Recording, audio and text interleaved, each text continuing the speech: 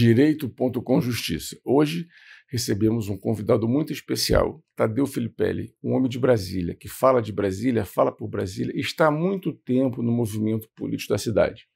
Tadeu Filipelli, seja bem-vindo, muito obrigado pela sua presença em nosso programa. Eu manifesto minha alegria em participar com um programa como esse, um programa fundamental, né, principalmente para quem faz vida pública, Cláudio, e fico muito feliz, né, em participar desse momento. Falar um pouquinho sobre a justiça, mas não há como também deixar de falar sobre a própria parte da política, que é tangente, vamos dizer assim, é tangencial nesse assunto. Sem dúvida. Brasília, a gente vive política, de um modo geral. Mas antes da gente falar especificamente da política, hoje, de Brasília, eu queria saber como foi o ingresso de Tadeu Filipelli na vida pública em Brasília. Como foi o início da sua participação na política local? Cláudio, eu cheguei aqui há muitos anos, né? Eu cheguei aqui em 67. Portanto, eu estou aqui há 55, 56 anos aqui em Brasília. Me formei aqui em Brasília. E o tempo passa muito rápido, né? Na hora que você percebe o seguinte, esse ano eu fui convidado para fazer parte de um grupo de WhatsApp para fazer o nosso encontro de formatura. 50 anos de formado. Que legal. Quer dizer, você comemorar 50 anos de formado como engenheiro, é muito tempo. E a gente se assusta. Então, eu estou aqui em Brasília há 50 e tantos anos, nos anos de 80, 88 mais precisamente, o governador Roriz assume o governo, ainda naquele tempo chamava-se de governador biônico, por indicação, e eu naquela época estava na Eletronorte, trabalhando nas obras de Tucuruí, naquele momento estava até no exterior, né, fazendo teste em equipamentos, etc. Não? E quando eu chego aqui de volta ao Brasil, o governador Roriz me alcança por telefone, me chama para conversar e faz esse apelo, esse pedido, esse convite para que eu fosse ajudá-lo na gestão do governo do Distrito Federal. Naquele momento, do Roriz era quase uma intimação. Era quase uma intimação. E ele era extremamente hábil no trato da questão. O governador, não posso, eu estou chegando, eu tenho compromissos, inclusive com a própria continuidade do meu cargo no Eletronorte, estou voltando agora de um curso do exterior. Não, mas a gente contemporiza. Você fica um pouco aqui, certo? Você fica um pouco lá, eu falo com a diretoria da Eletronorte, a gente faz esse entendimento, etc. Tal. Eu falei, tudo bem, então vamos arranjar uma forma de fazer essa convivência e tal. E acertamos tudo. No outro dia de manhã, né, ligo para minha secretária na Eletronorte para dizer, olha, eu vou atrasar um pouquinho. Né? Ela falou, meus parabéns. Mas o que houve? Já tava... Não, mas já está publicado, não viu? Está publicado em todos os jornais. O senhor é o novo diretor da X e tal. Falei, meu Deus do céu. E essa era a forma do Roriz fazer a forma de administrar. Muito querido. Muitas boas lembranças. Então eu começo em 88, sim, como diretor da X, passei a presidente da X.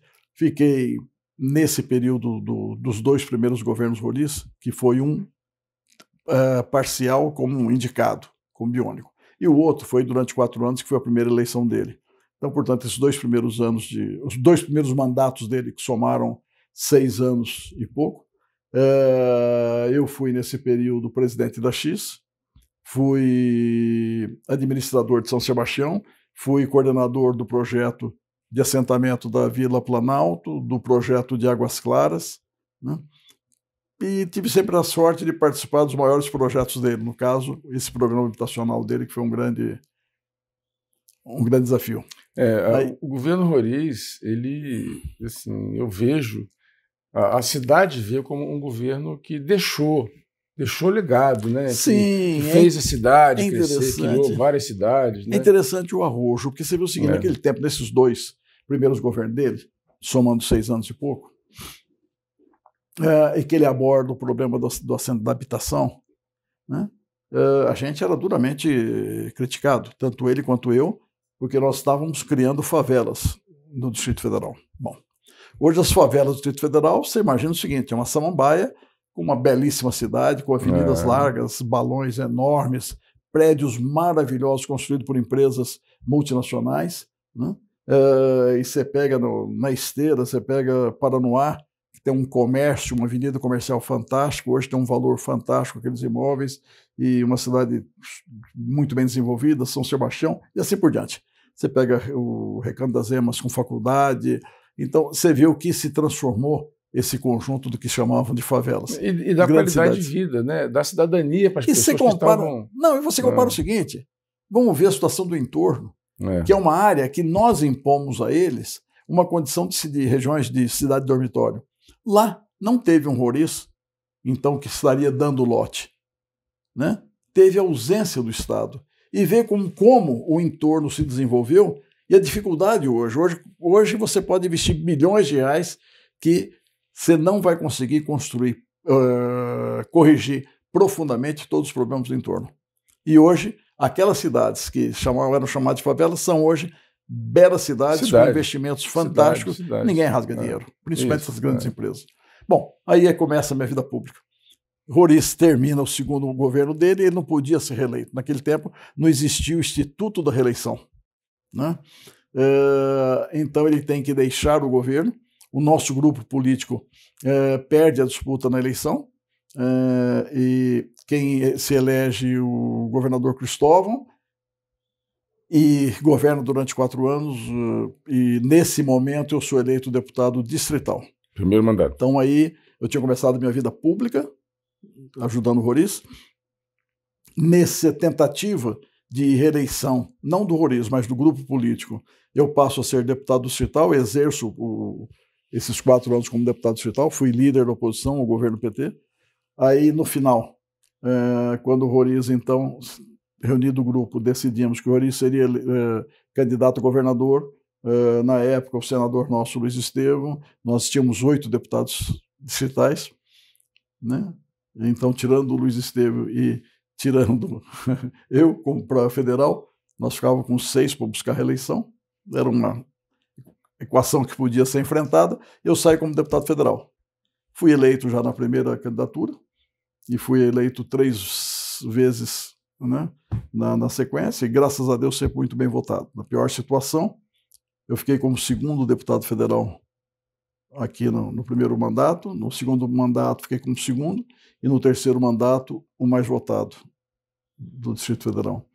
E cheguei a ser o terceiro deputado do Brasil em votação proporcional, terceiro do país, e fui o primeiro nacionalmente do PMDB da bancada de 106 deputados. Praticamente desde o seu início na vida pública não se desvinculou, né, de trabalhar com o governo, né? Não, é porque foi pouco esses tempo, né? 2 primeiros mandatos meus como deputado federal, o Roriz volta e é eleito, e é reeleito, então, como aí já existiu o Instituto da Reeleição, ele fica 8 anos. Aí eu fiquei 2 mandatos de deputado federal eleito, né? eleito novamente, porém, muito mais ligado à parte do executivo. Aí eu fui secretário de obras do governador Roriz durante 4 anos. Os outros 4 anos eu fui um pouquinho... Ele fez uma agência de infraestrutura, onde que tinha a Secretaria de Obras também. Eu fui o chefe dessa agência de toda a parte estrutural do governo. Foi uma experiência fantástica. Portanto, posso dizer que eu tive uma alegria muito grande de ter aprendido com o Roriz, um governador fantástico, um governador que, na época, extremamente polêmico nas críticas que se faziam a ele. Porém, é o seguinte, você vê que as decisões tomadas, né? Uma delas foi construir o metrô. O que seria Brasília hoje sem o metrô? E parou aí, né? Depois que ele fez o metrô... Parou aí. Quer dizer, e nunca mais se construiria o metrô, porque todos os espaços que nós ocupamos, passamos, etc., do lado que não foi ocupado da EPTG, virou cidade impossível de se passar qualquer projeto. Brasília sem o transporte. Mas vamos fazer agora um pequeno intervalo. Daqui a pouco a gente volta. Direito.com Justiça volta já. Pois não.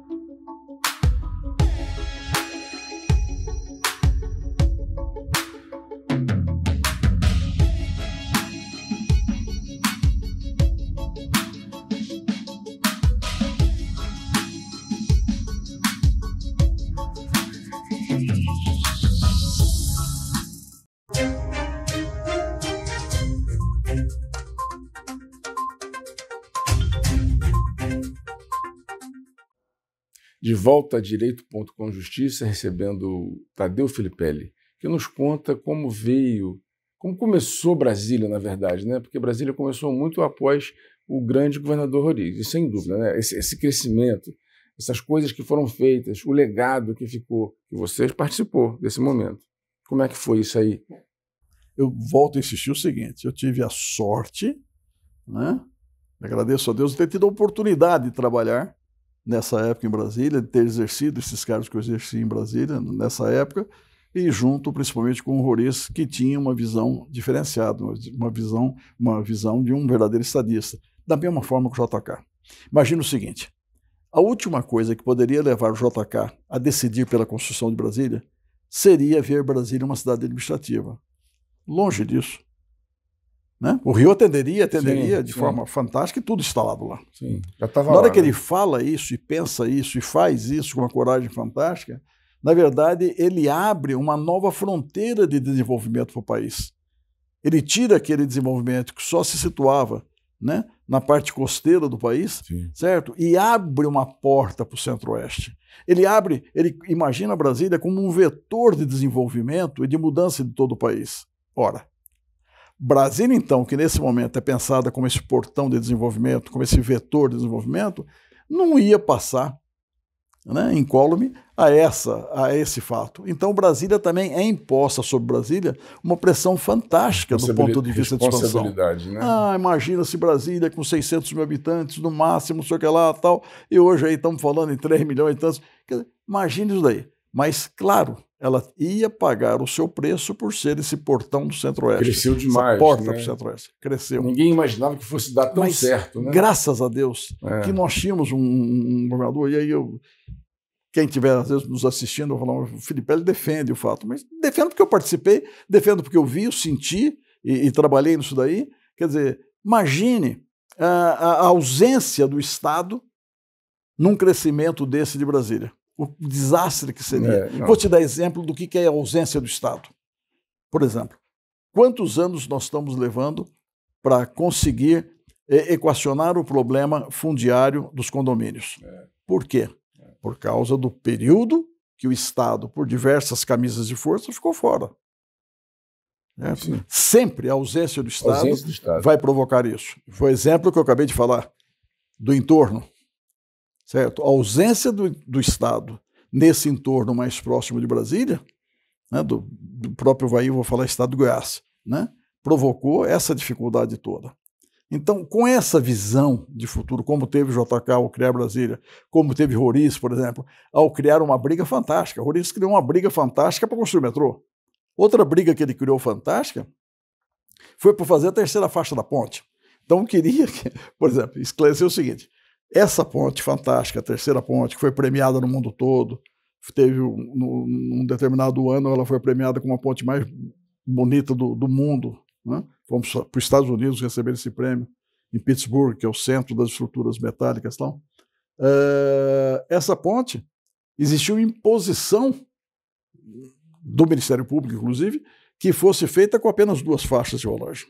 Quer dizer, é impensável um fato. Não. E aí a gente faz um enfrentamento, logicamente completamente respaldado pelos segmentos técnicos, como CREA, CONFIA, etc., tal, onde que a gente consegue, vamos dizer assim, fazer esse convencimento da terceira faixa.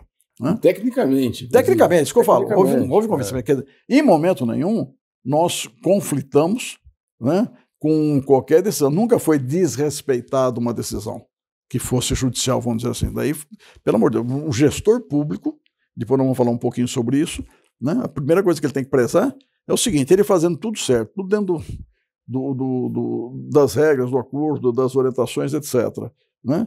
Às vezes nós pagamos preços absurdos. Imagine você fazer conflitando com uma determinada recomendação. Não se faz isso. Aí o CPF nosso que vai responder por esse fato. Outra decisão fantástica do Roriz, que hoje chega a ser engraçada, foi a construção de Corumbá 4. Quando que ele falava construir Corumbá 4, queria internar ele. Realmente é um visionário. Não, né? Queriam interná-lo. Porque lá atrás ele pensando o que precisava para frente, e hoje a gente vê que é necessário. E hoje, atrás de alguns anos na obra, faltou água. para Brasília. Loucura, né? Então, isso daí é muito interessante, você ter a possibilidade de ter vivido isso. E aí que eu tive alegria grande, porque é o seguinte, dos 2 primeiros governos Roriz eu participei, o principal governo dele, que era? Habitação, dos 2 primeiros, principal plano dele. Participei como o presidente da X. Os outros 2, que ele chamou de grandes transformações, que a gente esquece, passa o tempo a gente esquece, mas a duplicação da Avenida das Nações, o resto da parte sul e a norte toda, né? A duplicação de todos os acessos a todas as cidades satélites daquele tempo, os complexos de viaduto, que não existia isso em Brasília.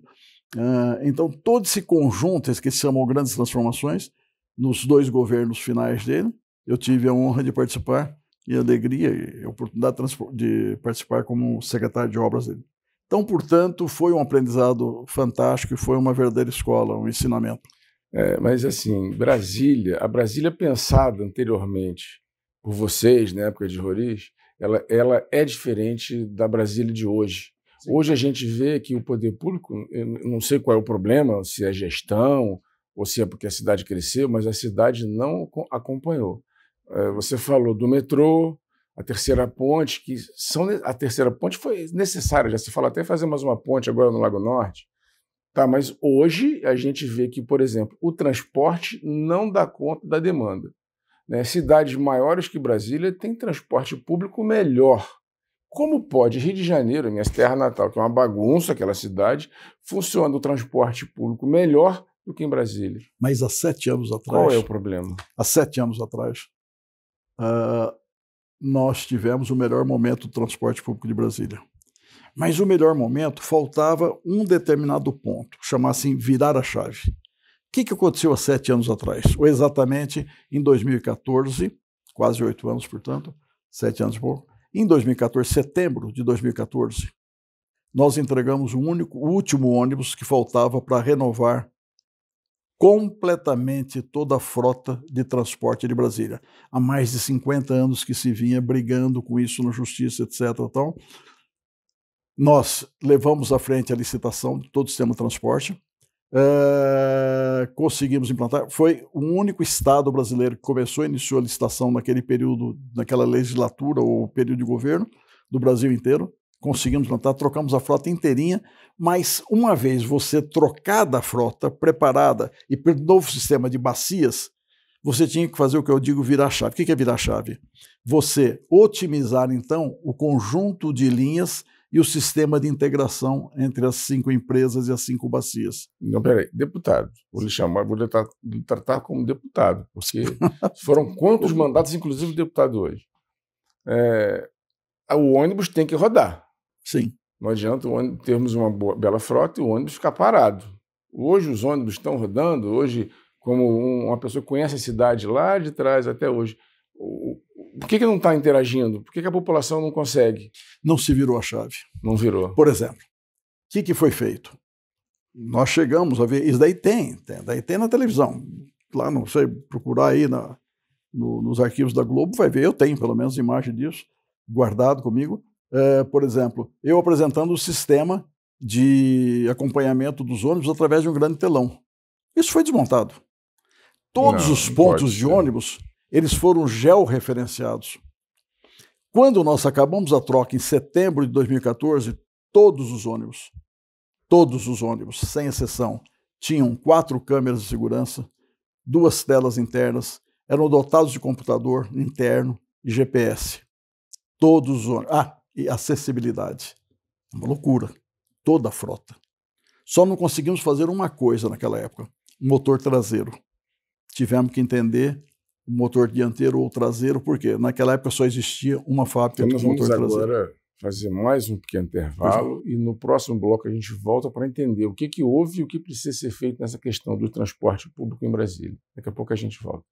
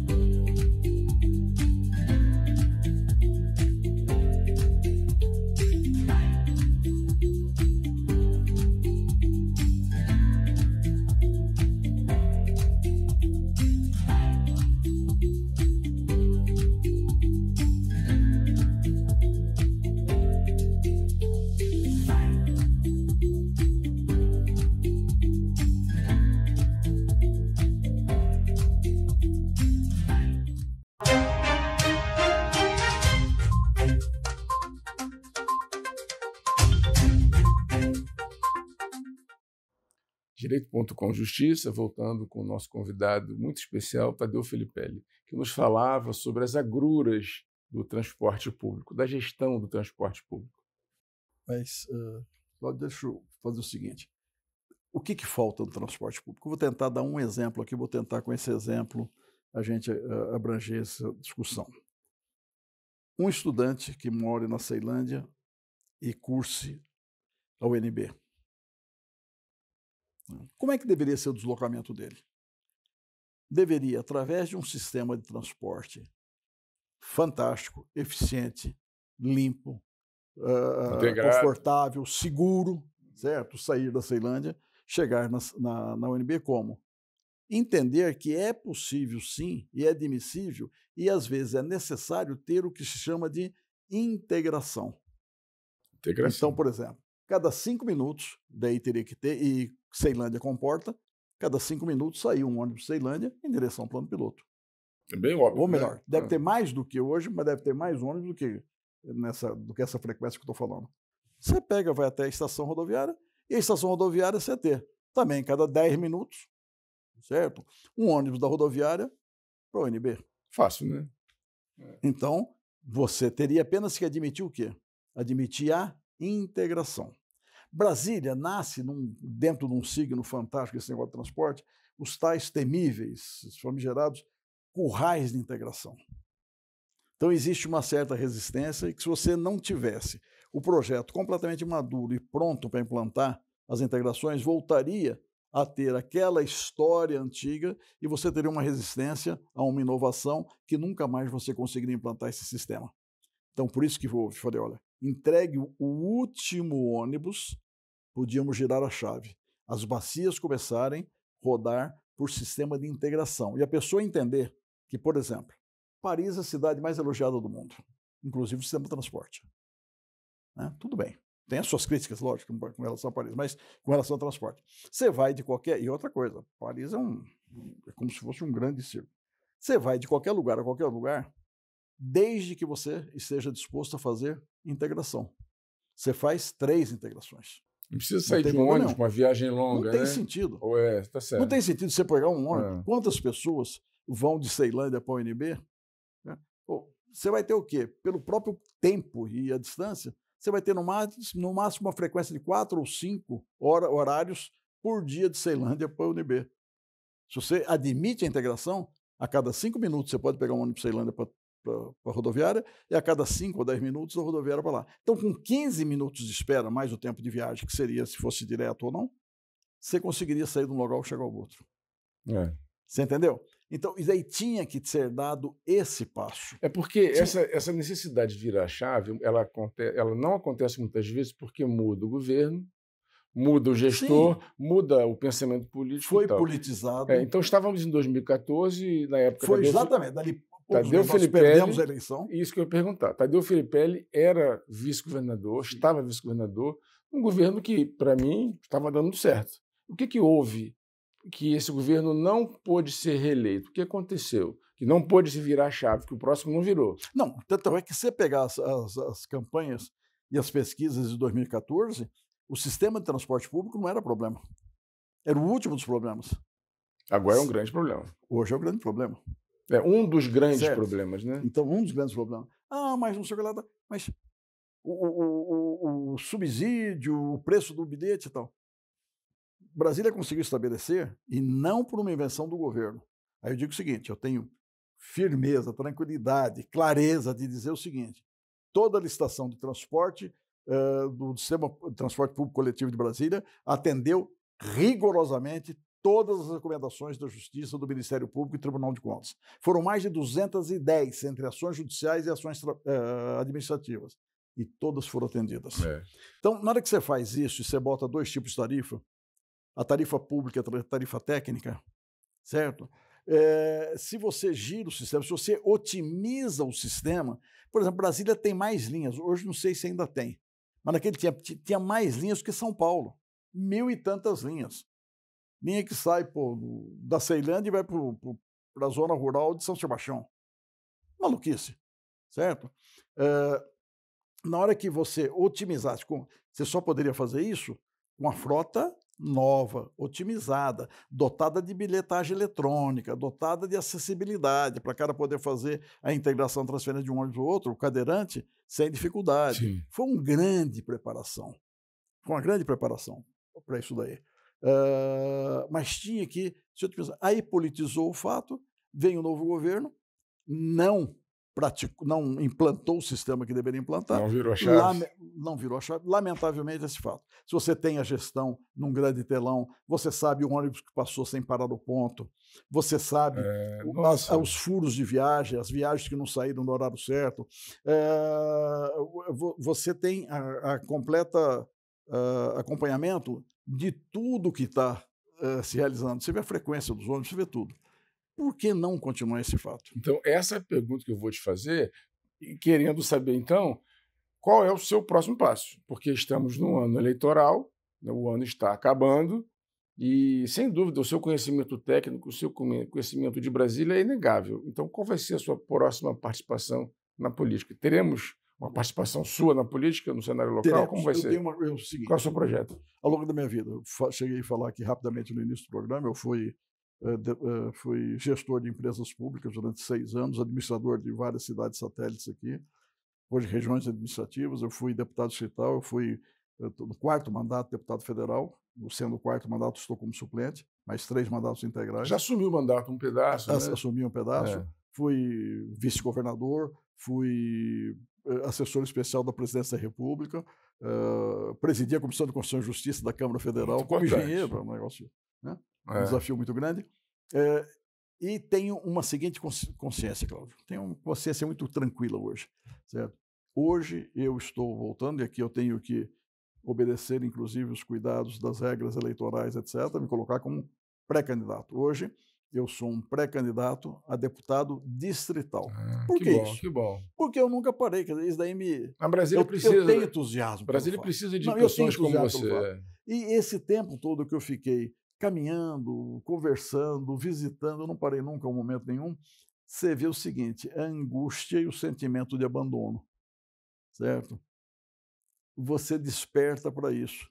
E no tempo que eu tenho, a idade que eu já tenho, todos os meus mandatos, todos eles pelo MDB, toda a minha vida pública e política, tudo, né? Eu entendo que deverei não, é determinação, né? Já estou determinado, que eu saio como pré-candidato a deputado distrital. Brasília, seria uma grande Brasília vontade. Ganha com esse Eu acho que projeto. Eu poderia contribuir um pouco naquela Câmara Legislativa, pela experiência que eu tenho dentro daquela casa. Eu pensava que Tadeu Filipelli seria governador.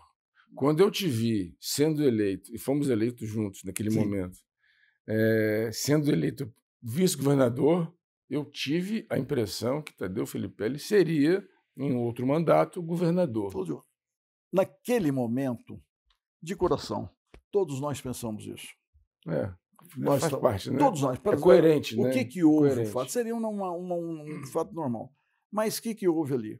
Houve uma certa resistência de parte do grupo político a haver uma troca, né? Eu tenho o melhor dos reconhecimentos com uma pessoa que é fantástica, muito querida, tem um abraço verdadeiro, um calor verdadeiro, que é o Agnello Queiroz, que eu fui vice dele. Nos demos muito bem. Foi uma boa parceria naquele momento, né? Fantástico. Porém, naquele momento, exigia que houvesse uma determinada inversão no fato, né? Que ele saísse senador e a gente saísse governador, porque seria uma forma... O único governador reeleito em Brasília foi Joaquim Roriz. Foi. Né? E nessa tendência seria politicamente, entre aspas, correto que houvesse uma inversão. Então, aquele que era vice viesse para candidato ao governo, que seria talvez, bem provável, uma chance. Mas não... Não foi, né? Mas vamos fazer mais um intervalo. Claro. Daqui a pouco a gente volta para continuar esse bate-papo de como serão os próximos anos de Tadeu Filipelli.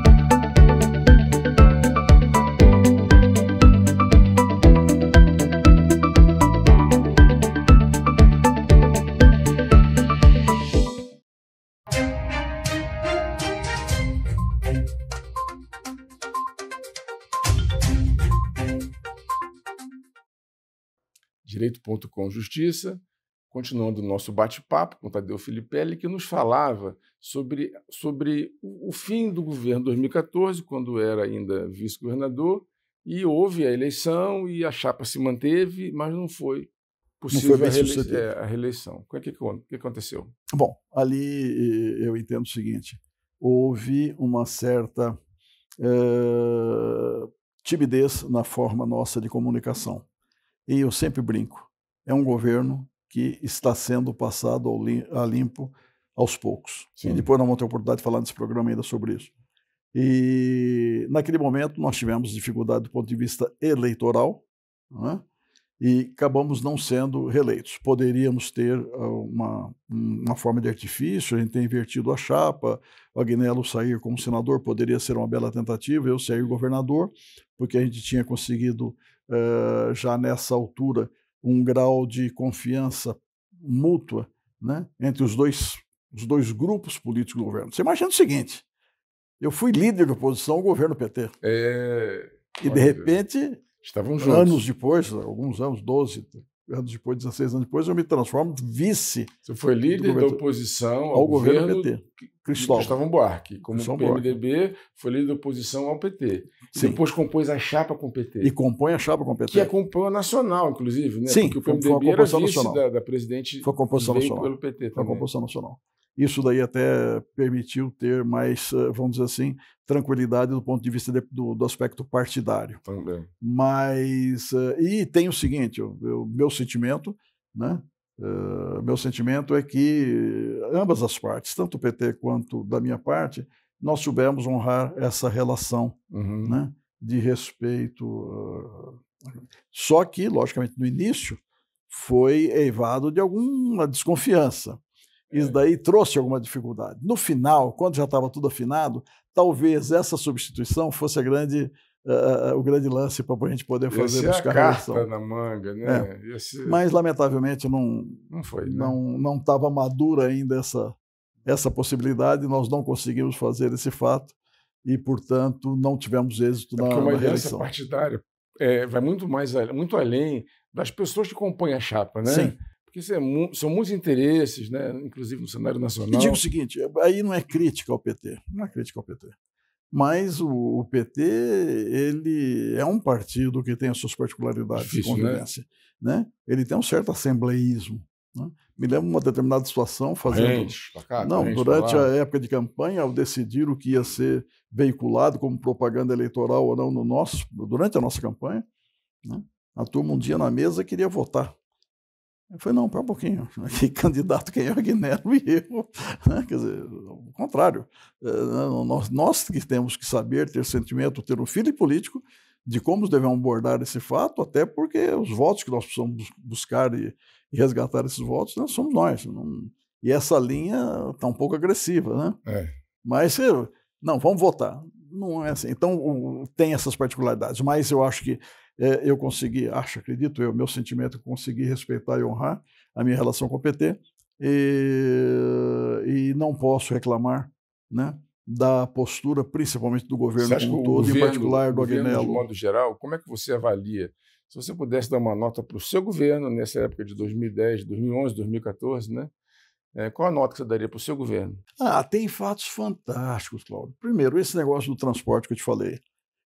Volto a insistir, vários estados, naquela legislatura, naquele mandato, né, naquele período, começaram o sistema de licitação de transporte urbano. Só nós conseguimos. 210 ações judiciais, administrativas, etc., foram vencidas e nós conseguimos. Fomos terminar em setembro do 4º ano. Terminamos, conseguimos. Você quer ver só o seguinte? Um outro ponto que era polêmico para burro, CAGE. O CAGE era, salvo engano, 28 anos debatido, que vinha se debatendo o que fazer com o CAGE, depois de 32 mortes, um negócio absurdo e tal. Nós enfrentamos, entregamos o CAGE demolido e completamente, vamos dizer assim, novas unidades completamente pulverizadas, até para uma situação melhor do aspecto socioeducativo. Então, enfrentamos esse problema. Você quer só outro fato? Quando nós subimos para o governo, tinha uma creche pública. Volto a insistir. Tinha uma creche pública. Nós entregamos, né, com mais de 30 creches funcionando e quase outras 50 em construção. Então, vários temas foram enfrentados. O próprio BRT, que sofremos para burro, né, enfrentando até investigação, que acabou não se transformando em governo, o governador Agnello, ele foi sendo médico, uma das bandeiras dele era a saúde pública, que estava naquele momento um caos, época de campanha. E quando acabou o mandato, a saúde pública que o governo oferecia ainda não estava boa, e não está boa até hoje. Não, qual é o fenômeno da falta? O que acontece? A gente tem que entender um pouco o fato da saúde. Eu acho que o grande fato da saúde, eu acho que ele penaliza qualquer governante que anunciar que ele vai, né, acabar com os problemas da saúde. Isso não existe. A culpa não é do doente, existe. Não é o fato, não. Não vai acabar com o problema de saúde de jeito nenhum. O problema de saúde vai existir em todos os pontos, em todos os momentos. Vamos pegar o seguinte, no governo Roriça, existia problema na saúde? Existia. Porém, era a melhor saúde do país. Vinha o Brasil inteiro aqui e a turma reclamava aqui que o problema da nossa saúde era a pressão de todos os estados brasileiros sobre Brasília em função da qualidade. E tínhamos problemas de saúde.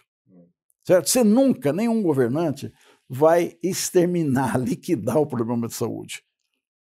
Né? E eu entendo que naquele momento, no governo Agnello, outro item que nós avançamos muito foi o problema da saúde também. Naquele momento, nós entregamos a saúde, o governador hoje é do meu partido, mas naquele momento nós entregamos a saúde melhor do que hoje. O PMDB, você pode prever que o governo do PT pode voltar a ser um parceiro do governo do PMDB? Olha, PT e PMDB podem voltar a ser aliados nessa parceria fina? Dentro dessa pergunta, eu vou te dizer, como você qualifica... Eu não acredito muito em direita, esquerda, centro, essa coisa é muito... Virou sinal de trânsito. O Brasil é muito complicado, são tantas jabuticabas que a gente não sabe, mas como você qualificaria esquerda, o PMDB, esquerda, direita, centro, moderado? Onde que eu estou? Né? Eu te digo o seguinte, eu participo da Executiva Nacional do partido. Na minha vida inteira fui do MDB, todos os meus mandatos, todos os cargos pelo MDB, a vida inteira foi pelo MDB. E eu participo do Comando Nacional, participo da Executiva Nacional e participo do Conselho Curador da Fundação Luiz Guimarães. Sou conselheiro curador. E te digo o seguinte, uma avaliação minha, não posso falar pelo partido, vou falar pelo meu sentimento do que eu sinto hoje no partido. Eu sinto hoje no partido o seguinte, o melhor momento que passa o MDB hoje do ponto de vista de visão institucional é hoje. Porque há 3 anos e pouco que o MDB não tem aquela visão, aquele estilo, aquela aparência de um partido fisiológico. Olha só, nós ficamos 3 anos e meio completamente distante de um lado ou de outro. Né? O MDB, vamos deixar claro, ele não pode ser confundido com o Centrão. Nós não pertencemos ao Centrão. Eu não vejo o MDB no Centrão. Não digo. O seguinte, qual a área ou qual a participação nossa do PMDB em termos de governo federal? Você entende? Ao contrário. Mas vocês são de centro. Sim, centro é uma forma de postura política e uma forma, inclusive, de exercer um governo. O Centrão é outra coisa, é um grupo político. Eu não quero aqui ser crítica, mas é completamente diferente. Certo? Então, eu acho que hoje o momento institucional, um dos mais ricos do MDB, por ter passado as dificuldades que nós passamos, por ter passado o momento que foi invocado como uma renovação, né, foi conseguir estabelecer essa imagem, né, de uma completa... Nós temos hoje independência, a ponto do nosso presidente do MDB poder ter enfrentado uma eleição para a presidência da Câmara contra a máquina do governo federal. Sem independente é importante, mas vamos fazer mais um intervalo. Pois não. No próximo bloco a gente volta.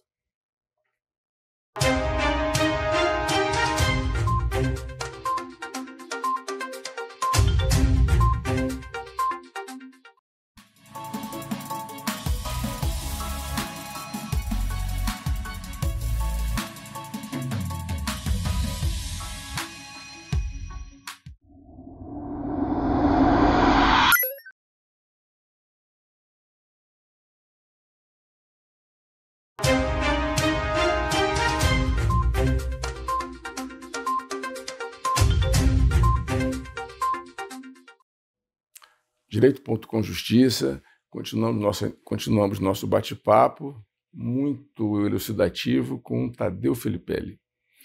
Tadeu Filipelli, pré-candidato a deputado distrital, sempre foi um personagem muito polêmico, muito participativo, até pela sua participação no cenário local e nacional, mas foi acusado pelo poder público de ter participado de algumas irregularidades enquanto vice-governador. Isso é verdade?